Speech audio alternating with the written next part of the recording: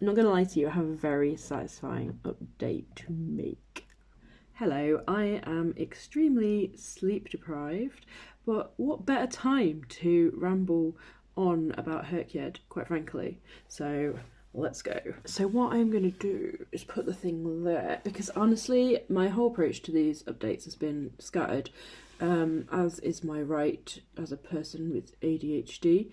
But I have been using the lovely graphics that Sarah made from Freshly Read Books to track my progress, as well as the spreadsheet that QWERTY made, because I love them both. And I need visuals and tracking to stay accountable, and gives me dopamine to fill in boxes that I've completed. So that's my process. Here is the sort of status as of my last update. This was where I was at. I had to do 2 more for By the Hundreds, 3 more for subgenres of choice, a lot for Serious Staircase, because I just changed my mind about one of the ones I was going to do, and then I just didn't know, and I had a plan, and we will see that has not necessarily gone to plan. I needed 2 more for awards season, 3 more for the last 10 years, 1 more for adaptations, which I think I've messed with as well. Let's not talk about that until later. 3 more for Heritage Month Challenge, 2 for a translation challenge, 2 for Around the World Challenge, and 1 for Even Bigger Rainbow. Is that true? No. Yes, that is true. I was on 5 out of 20 for Make a Quote Challenge because I picked a very long quote. I had 7 out of 8 for Spooky Creatures. I still hadn't picked or chosen a readathon, let alone completed it, and I needed 3 more for Queer Alphabet. I needed 2 more for the BIPOC Challenge. I still had 3 new releases to read, which, you know, is difficult because we weren't at the point at which I could have read them, but there was 3 more to do. And on my absolutely ridiculous Challenge Yourself one, where there was 55 books to read, I was up to 15 out of 55. So it is now the start of April. It's 2 months later. I'm not going to lie to you, I have a very satisfying update to make. So I'm excited about that. Let's go. So I'm going to do it by prompt on the bingo board this time. And I'm going to use screenshots rather than just like trying to fill my computer screen, which I don't hate. I don't mind it when other people do it. Honestly, I'm here for it. I'm here for low budget, low level, poor quality YouTube content because I consume and produce it myself. However, let's just keep it kind of simple. So as of the 11th of April, I still haven't read a 600 or 700 page book. I'm terrified. Someone's going to have to hold my hand, or I'm just going to have to do it as like a readathon or like a live stream or something. God, how am I going to do it? Maybe I should do a live stream. Like a read, what do you call it? Reading sprints. Maybe. Actually, just an idea. Let me know if that's something you'd be interested in. It would probably be like in the evenings or on a weekend. I'm going to have to, especially for Paper Girls, because I could definitely read that in like 1 or 2 days if I just sat down and did it, but I'd need body doubling half the time. Okay, I digress. Subgenres of choice I have finished. Now, I wasn't sure if I was going to let myself have finished this one because I wasn't sure if I really was going to be that nice to myself. I will explain. So I read Travels with Charlie by John Steinbeck. I really liked this, but I read this as part of the Jante's Inferno readathon, and I'll link the video below and the actual original readathon video as well by Jan, and it just meant I had to read it really quickly. I think I would reread this again in future, but like at a slower pace, because it was very enjoyable. It reminded me why I like John Steinbeck's writing. It has inspired me to maybe read more books by him this year after HRCYED is over, in the new HRCYED, if there's a spot they could go in. I mean, I could read The Grapes of Wrath if I want to read a long book, but that's not where I'm at mentally right now. I loved it. Yeah, it was just nice. It's like a travel memoir about going across America in a camper van with a dog called Charlie, and it was cute. I also listened to the audiobook of Bad Taste by Natalie Olar. I personally didn't love this. I think it was fine. I didn't have a problem with it as such. I don't know, man. I don't know if she's just preaching to the educated in that I know what it feels like to be a millennial who was on Twitter when it was good, because that's kind of how it felt reading this book. I was kind of disappointed because it was a recommended read and it's for a book group. So we're going to have a book group discussion about it in a couple of weeks. So I'm excited to see what other people have to say about it, because sometimes I feel like when you talk about a book after you've read it that you weren't sure about with other people, you realise, oh, actually, you know what, that was good about it. But personally, and I also felt like the narrator didn't have the voice I expected for this book, and like that might not be, like, basically I don't know if the narrator is the same age as the person who wrote the book or similar. Their voice just sounded much like more like a Gen X voice, and I felt like that was kind of at odds with the content sometimes, but I could be completely wrong, and apologies to the audiobook narrator if I am, because they did a fine job. It was just, I just felt there was a disconnect, and that's probably a me problem, let's be real. I also read Herons on Horseback, the pony book in children's fiction by Jane Badger. This was like a micro history of books about horses and horse riding aimed at children and young adults. I've had this on my TBR, my physical TBR, for like 13 years, or maybe up to 13 years, over 10 years. So it was really, really important for me personally to try and get this read, because I hate hanging on to things that I haven't read, even though I want to read. It was a gift, and it is well up my street. I love some of these series that it talks about. So I grew up reading pony books that like my mum had at my grandparents' house still. So I read like the Jill books by Ruby Ferguson, and there was a whole chapter on them which I loved. But there was other chapters about series which I either hadn't read or weren't that fussed about, like the books by the Pullin Thompsons, and I just haven't really engaged with them. So I think like it was like really cool when it was about something I knew about, and then when it was about something I didn't know about, I was either just less interested, or I was like, oh, should I go and read these, or is it making them sound kind of bad? I really enjoyed this book. I'm really glad it exists. It kind of stops at the 90s, and it would be cool to like hear more about like books since then. When you go to kids sections in bookstores, there's still loads of horse riding books. They have ones about like unicorns now, because that's become a whole thing, and it's just interesting. And also horse riding in general, I don't know if it's just less popular or less accessible than it ever was. Probably it's just so expensive. So I don't know, I would be quite interested to hear a more recent kind of update, even if it was just like a chapter.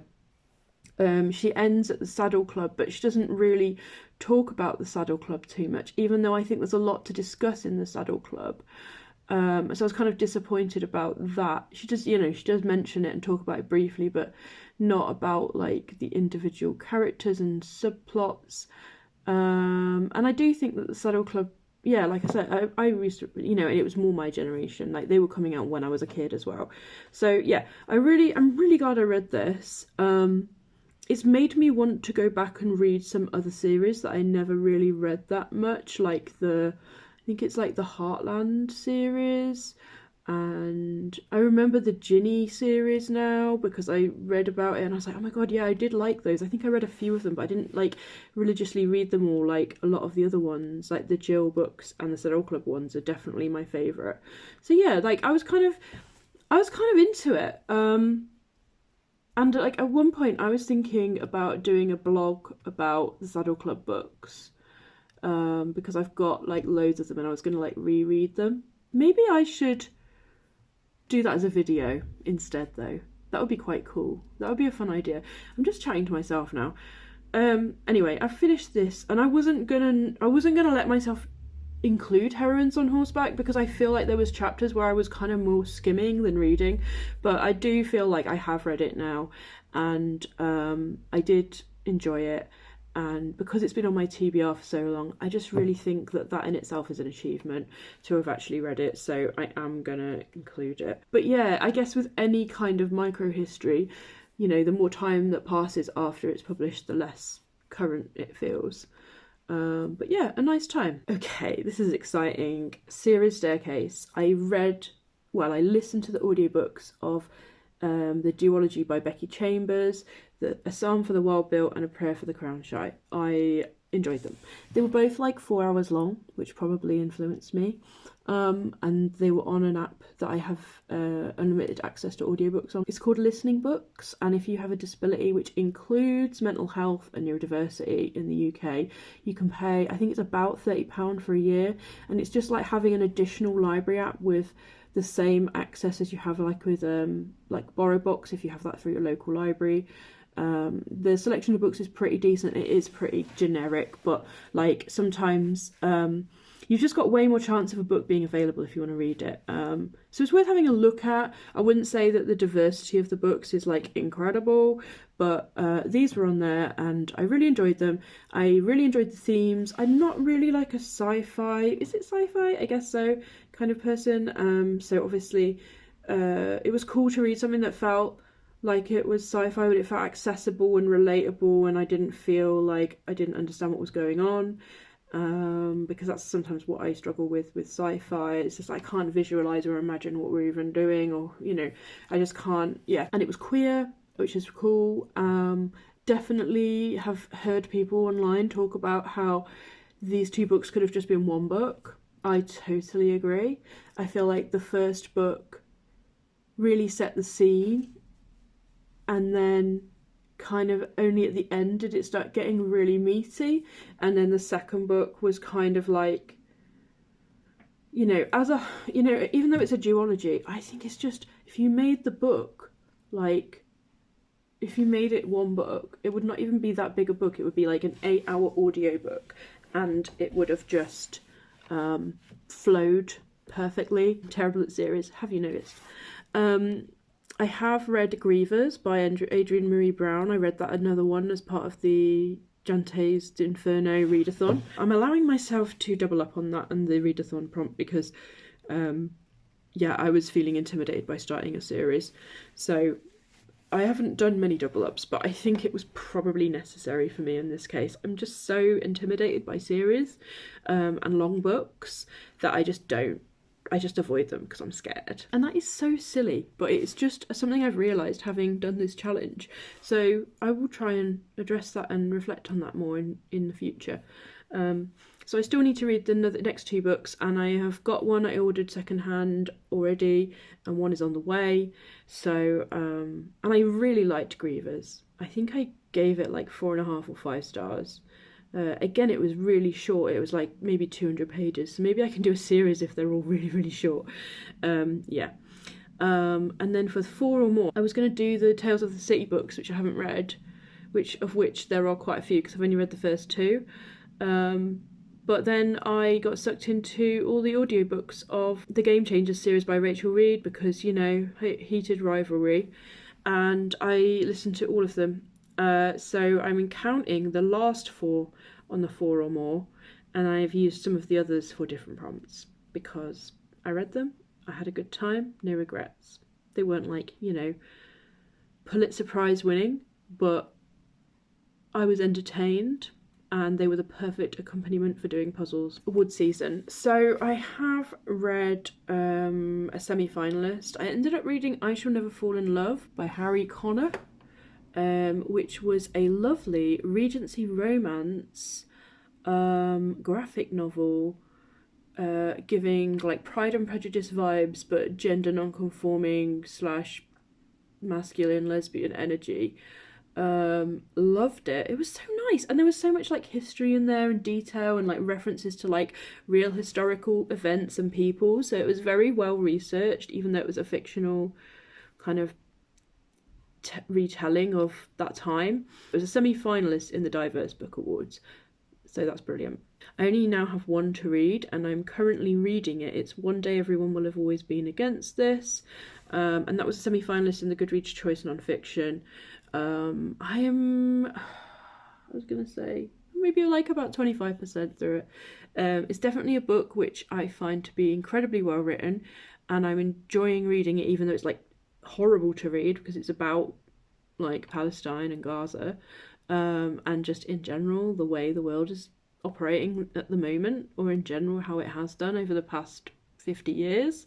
It's not a binge read, so I will try and get it done this weekend because it's due back at the library. I'm a little bit overdue actually. But I just know that it's gonna have it's got such a big long line of people who want to read it that I was just like, I just need to read it now. I've got it. The last 10 years is looking so much better. I ended up switching out a book that was previously on the Even Bigger Rainbow, so I'll talk about that in a minute, into the 2016 slot. And then I obviously did the Game Changers series. So I put Game Changer in for 2018. I read a graphic novel by Gabe Dunn called Bury the Lead, which was really interesting. It was about journalism, and that was published in 2019. And then I did switch out the book that I'd previously put in for 2024 because the one I previously put in for 2024 was one of them like tiny little like short story things that are on like Amazon free when you have like the free trial or something. I switched it out with Birding with Benefits by Sarah T. Dubb. This was a really cute contemporary romance about birding and about fake relationship. You know how those end. So it was just cute and fun, and it was a little bit spicy, but both the characters were in their 40s, so I kind of enjoyed that. It wasn't like new adult, it was definitely adult. All the adaptations I've kind of messed around with. I ended up just randomly reading one of the graphic adaptations of the Babysitter's Club books, so I've put that in graphic adaptation now, and it was Jessie Ramsey Pet Sitter. I love these graphic adaptations. I did used to read the Babysitter's Club books at the time. I think this is a great way to translate them for a new audience. They're just really fresh and nice, and the stories are like a little bit more updated. I didn't like the representation of like animals' welfare in this though. Like, so she was basically pet sitting rather than babysitting in this one, and the house where she was pet sitting, they just had animals really overcrowded, and I just felt like that depiction really jarred me. Like, everything about it was like perfect apart from the fact that like the animals were in cramped conditions, and there was like 3 dogs and like multiple cats living in this house with all these other like reptiles and stuff. All the caged animals were in the same room, and it was just like, I don't think this is a good depiction of the way that people should be taking care of their pets. Like, I think that if you're gonna do this, you need to make sure you talk about animal welfare in a better way. So I was really disappointed because it's such an updated version in so many ways, but that element of it was just not hitting it for me at all. I switched out play because I had watched a play, but I wanted to read a play, and I wanted to read something for this prompt rather than just watch it. I watched the Wicked film, but I am halfway through the audiobook, so I'm gonna wait till I've done that until I've said this is complete.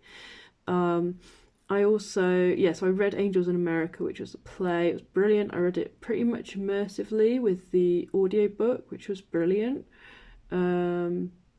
Really good. And that was on my physical TBR, so it was a priority for me. I did watch the TV show Forever, which was the adaptation of Forever by Judy Blume, and I have read that before, and I don't feel the need to read a book for this because I feel like, I watched the TV show and it was good. So I've had finished web series and animation and movie by the time I updated last time. So yeah, really I've just done the play and the graphic adaptation, and I've made it harder for myself on the musical. but that's where my brain is going with it. Heritage months, I don't think I've actually made any progress since last time at all. I am halfway through, well, I'm kind of partway through there for the Indigenous Heritage book, and it is amazing. Another book where I just don't feel the need to rush it. I'm enjoying reading it kind of like a chapter at a time, because each chapter is about a different character, and they're Native American people, and they're all very, very different. They have different lives and experiences, so it's just like, I'm really enjoying it. It's so well written, and so I'm really inspired to read the one that the author, is it Tommy Orange, put out more recently, which I think is kind of about the same people but set earlier. Yeah, really enjoying it. It feels like amazing, like, place writing as well, because it's mostly in Oakland, and he's really good at like capturing the feeling of existing in a place, like a modern place, but like talking about people's heritage and their experience. I don't know, I just really rate it, so I'm really pleased I picked that up. But I am not finished yet. Even Bigger Rainbow. So I switched out pink because I read 200 Monas by, is it Jan Syens or Jan Syens, which was an audio book I got from NetGalley. It was really fun and pacey and sort of like a caper about someone trying to sell drugs who's not really a drug dealer, you know, that kind of a vibe. I think it would make a great film. I think it has been picked up for adaptation actually to film, so that'll be fun. I don't know if they'll call it the same thing. Anyway, the cover was just so pink that I was like, oh, this is more pink than the other one. So I put it in, and then I ended up managing to slip that one into the past 10 years. That was great. I have not read Heroines yet, which is the other one that I've been meaning to read since the very start of HRCYED, but it's on my physical TBR, and this is why I need body doubling, I think. I did read Not a River by Selva Almada, which was a very brief novella, I would say. It was actually 99 pages, and it's set in Argentina, and it was about like some men who are like childhood friends and other people in the community, and like them dealing with like a horrible kind of accident and the aftermath of that and the repercussions of it. But yeah, it was so short. This author has written other books and the writing was great, so I might pick up the other one I saw at the library, which was also by the same publisher and translator, I think. And yeah, I felt like the translator, they had like a translator's note at the end, and the translation was just so thoughtful and careful, and like just felt really good. Like they just like made so many points of like trying to translate things in ways which made sense and kept like the humor of the original writing. So yeah, really decent translation option. However, I did use it for Around the World because it's in South America and I needed one for South America. So I haven't finished Around the World, I need Asia, and so we will just see what happens. I've got a couple of options, we will see. Make a Quote is looking great. I don't want to brag, but I am nailing it. I think I had like 5 on here last time, and since then I've read a lot. I read So Close to Being the Shit You Don't Even Know by Retta. It was fun, it was easy to read. I would probably not read it again. It's just very of its time. It has dated quite a lot, even though it wasn't actually that long ago now. I think it was just a few years before COVID it came out, but it's just something about things before COVID. You're just like, wow, yeah, I don't know. But it was fun. And it had been on my TBR for like 10 years or something, so I was like, okay, I'm gonna read it. I got a second-hand copy on eBay for like a few pounds, and I have put it in a book box now, so hopefully someone else has enjoyed it. I listened to the audiobook of Forget Me Not by Alison Derrick. I literally picked this up because I was looking for an audiobook on my library app with the word forget in. This was a queer YA romance, but one of them has like amnesia, and they were like closeted in a relationship before the girl has amnesia, so the person who she's forgotten is just sort of dealing with like the grief of like their entire relationship sort of disappearing from the girl's mind. It's a really decent book. It was very emotional and it was really well dealt with, I think. It was a good topic. Yeah, good times. Well, not good times, it was kind of a bit emotional and sad, but like, it was nice. I read We All Want Impossible Things, which was on my physical TBR, and that was about two women who are, I think, maybe in their 30s, and like one of them has cancer, and it's like she's going through like palliative care, and it's about their friendship, but it's also about like the other relationships in their lives. Kind of reminded me a little bit of the TV show that Michelle Williams was in, like maybe last year. Was it called Dying for Sex, where she was like in palliative care but also like trying to date, and you know, like there was elements of it which were kind of similar, but this was really well written and I did enjoy it, and I felt like it was relatable in some ways, but yeah, I probably won't reread it. I did put it in a book box after. I read You're Embarrassing Yourself by Desiree Akavan. It's a really interesting memoir about being Iranian and being brought up in America in like a pretty much affluent culture in New York, and becoming an actress.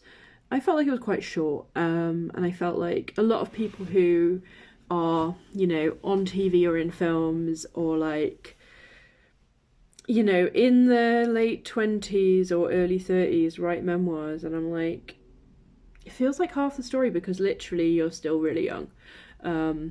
So I did enjoy parts of it. I did find it well written. It wasn't that relatable, mostly because she seems quite privileged, and maybe I've misunderstood. But it was also interesting about learning about the culture, and like beauty standards of Iranian women and that kind of thing. It was, and also she is bisexual, so she talks a bit about that kind of stuff, which is very interesting. It's just so short, I felt. I did listen to the audiobook of Monday or Tuesday by Virginia Woolf. It's a collection of short stories. A couple of them were amazing and a couple of them were just like whatever. I don't know, that's just short story collections in general, I feel. Like a couple of them were brilliant though, and really feminist and cool and interesting.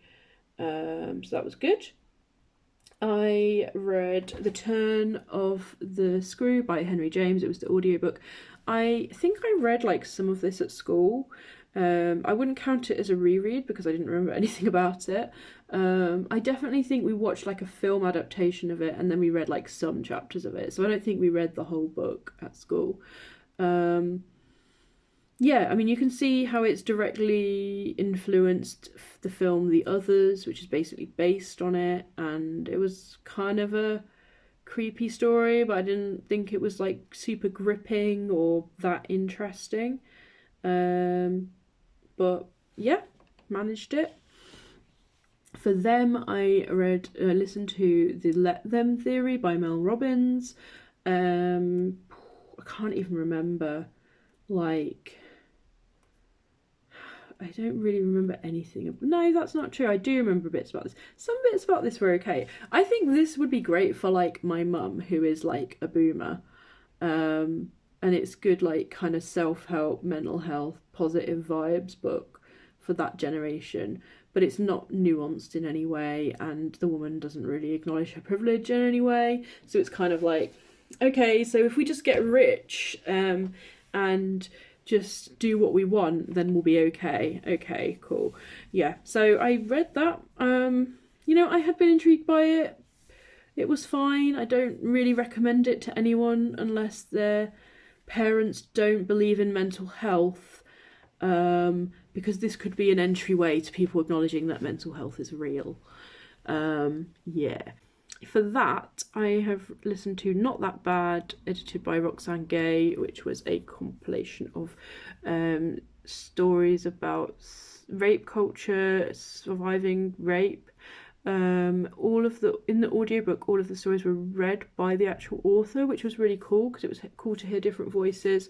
And some of them were like, some of them stood out more than others, but they were like all real stories and they were all really good. And I don't really have any notes about that. I think it was an important book, and I think that it's definitely worth people reading that one.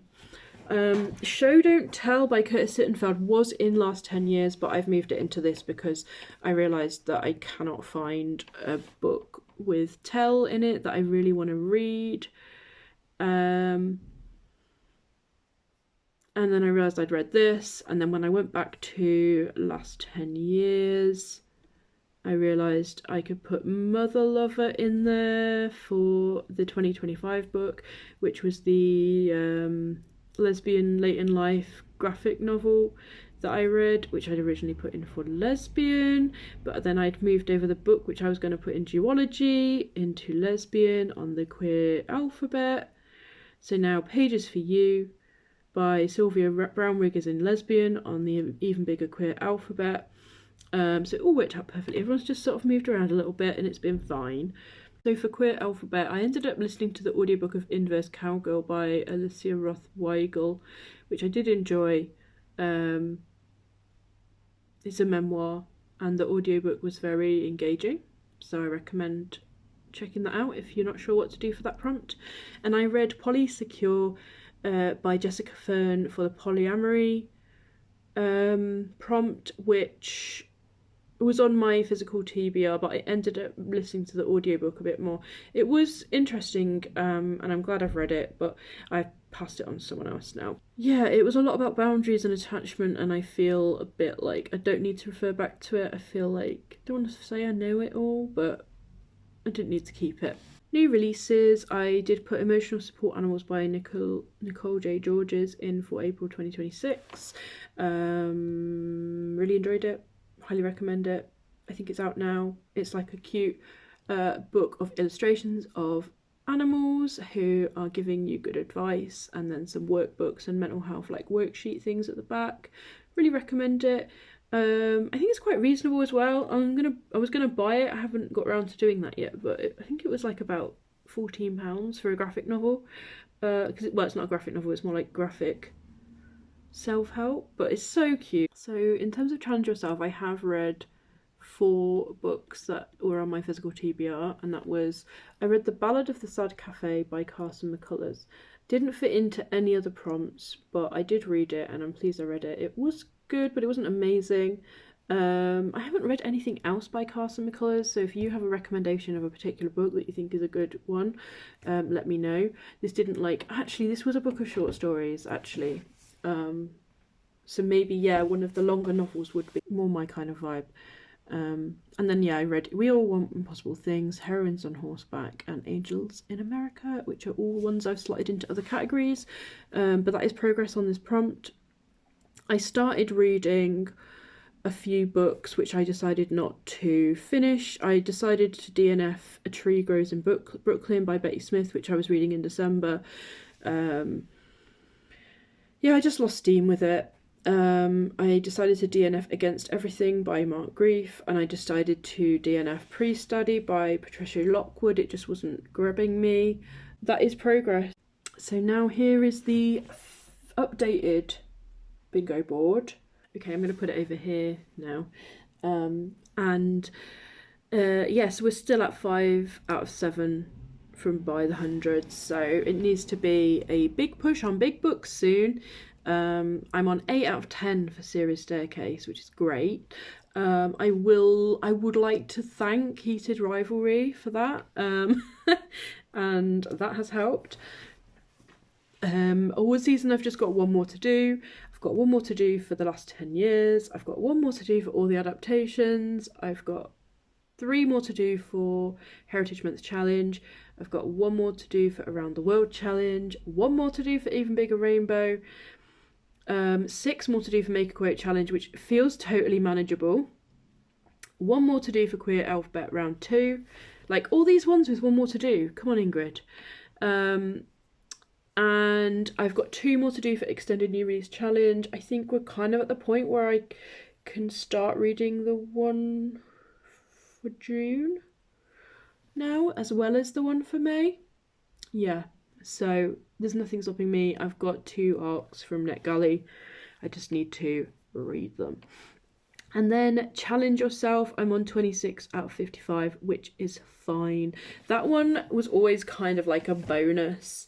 So if I don't actually read all 55 or like DNF them or whatever, I'm not going to be angry about it. But I also feel like if I can make progress on all of the other things and then just have this one to do and then like a time limit to do it by, that could be a really good way for me to crack on and do it. We will see what happens. The only other thing that is worth mentioning is that because I'm kind of seeing the end of the light at the tunnel, I keep getting distracted by shiny other books which don't count for anything on HRCYED. So this isn't even all the books I've read. Yeah, so I need to focus now. But overall, I'm so proud of the progress I've made on especially the quote one. And I have read a fair amount of the books on my shelf. So yeah. And also I did the Readathon one. So I completed that square thanks to the Jante's Inferno challenge. So thank you, Jan. I'm going to try and update monthly when we get to the end of the challenge. Comment on whatever or leave me a fun sunny emoji if you manage to get this far. I appreciate you, and please let me know your HRCYED updates. I realised I haven't done the secret prompts update, but I will do that in my next video because this one has gotten a bit long. Okay, bye.